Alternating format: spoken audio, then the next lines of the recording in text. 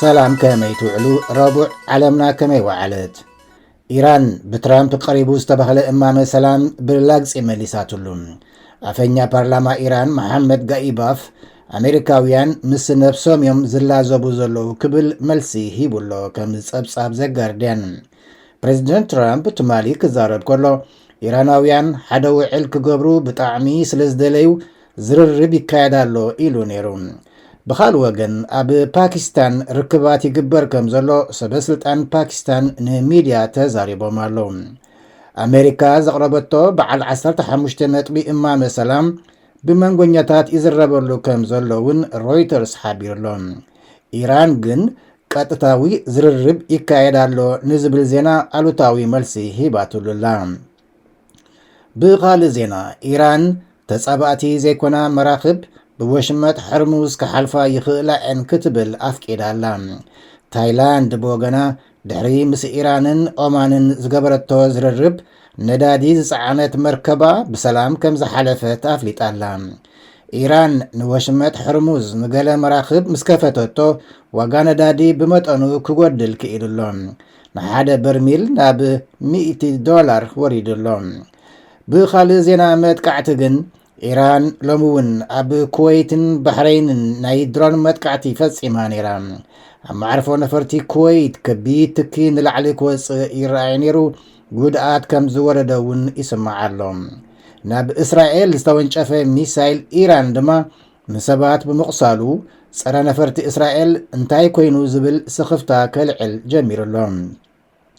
እስራኤል ድማ ኣብ ሊባኖስን ከተማ ቴህራንን ኣጥቂዓ ነይራ ሎሚ። ኣሜሪካ እግረኛ ወታደራት ናብ ኢራን ገጻ ተጸግዕ ከም ዘላ ይግለጽ ኣሎ። ኢራን ብወገና ብደቂቕ ይከታተሎም ኣለኹ ኢላላ ከም ጸብጻብ ዘጋርድያን። ኣብዚ ወርሒ ዝቝጸረ ኩናት ኣብ ኢራን ኣስታት 1500 ሰባት ክሞቱ ከለዉ ኣብ ሊባኖስ ድማ ኣስታት 1000 ከም ዝተቐተሉ ይገልጽ። ኣብ እስራኤል እውን 10 ተቐቲሎም ካብ ኣሜሪካውያን ድማ ብርክት ዝበሉ ህይወቶም ከም ዝሰኣኑ ጸብጻብ ሮይተርስ የመልክት። ብኻልእ ዜና ስጳኛ ነቲ ኩናት ብምቅዋም ኣምባሳደራ ካብ እስራኤል ስሒባላ። ነተንያሁ ከምቲ ኣብ ቃዛ ዝገበሮ ኣብ ሊባኖስ እውን ይፍጽመሎ ክብል እውን ቀዳማይ ሚኒስተር ስጳኛ ፔድሮ ሳንቸዝ ከቢድ ነቐፌታ ሰዲድሎ።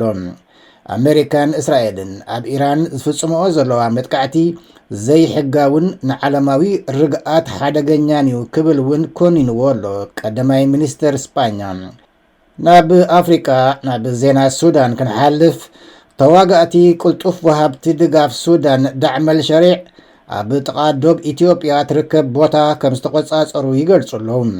እዚ ድማ ግጭት ሱዳን ናብ ኢትዮጵያ ገጹ ይልሑቕ ከም ዘሎ እዩ ዘመልክት ከም ሓበሬታት ጸብጻባት።